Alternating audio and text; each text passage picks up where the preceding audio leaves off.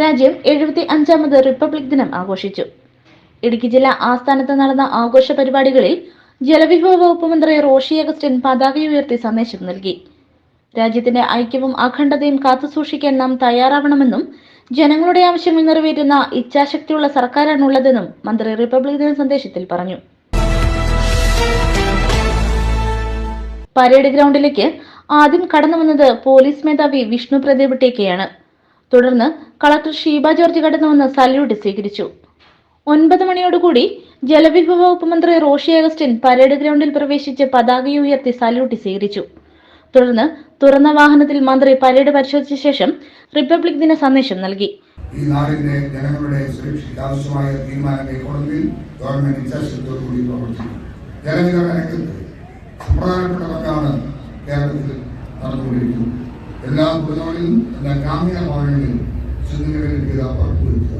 ഈ ഗവൺമെന്റ് അധികാരത്തിൽ വരുമ്പോൾ 17 ലക്ഷം ഗ്രാമീണ കുടുംബങ്ങളിലാണ് ശുദ്ധജല ലഭ്യത ഉറപ്പുവരുത്താൻ കഴിഞ്ഞിട്ടുള്ളത്. എന്നാൽ കഴിഞ്ഞ 2 വർഷക്കാലം കൊണ്ട് 38 ലക്ഷമാക്കി ഉയർത്താനായിട്ട് നമുക്ക് സാധിച്ചു. രാജ്യത്തിന്റെ ഐക്യവും അഖണ്ഡതയും കാത്തുസൂക്ഷിക്കപ്പെടണമെന്നും ജനങ്ങളുടെ ആവശ്യങ്ങൾ നിറവേറ്റുന്ന ഇച്ഛാശക്തിയുള്ള സർക്കാരാണുള്ളതെന്നും മന്ത്രി സന്ദേശത്തിൽ പറഞ്ഞു. പോലീസ് മെഡലുകൾ ഉൾപ്പെടെ നേടിയവരെ ആദരിച്ചു. 17 പ്ലറ്റൂണുകളിലായി 500-ൽ പരം പേർ പരേഡിൽ അണിനിരന്നു. പോലീസ്, വനം വകുപ്പ്, excise, fire force, NCC student police, scout and guide എന്നിവരാണ് പരേഡിൽ അണിനിരന്നത്.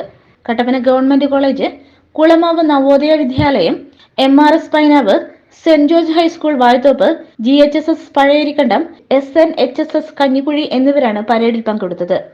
പൊതുജനങ്ങൾക്ക് പരേഡ് കാണുന്നതിന് സൗകര്യമൊരുക്കിയിരുന്നു. ഹരിത പ്രോട്ടോകോൾ പാലിച്ചാണ് പരേഡ് നടന്നത്. സാമൂഹിക സാംസ്കാരിക രംഗത്തെ പ്രമുഖരും ജനപ്രതിനിധികളും ചടങ്ങിൽ പങ്കെടുത്തു. News bureau, Idukki. Reji live events ആധുനിക സാങ്കേതിക വിദ്യയുടെ സഹായത്തോടെ ഹൈ ഡെഫിനിഷൻ ക്വാളിറ്റിയോടെ എല്ലാ പ്രോഗ്രാമുകളും തത്സമയം ലോകമെമ്പാടും എത്തിക്കുന്നു. കൂടുതൽ വിവരങ്ങൾക്കായി താഴെ കാണുന്ന നമ്പറിൽ ബന്ധപ്പെടുക.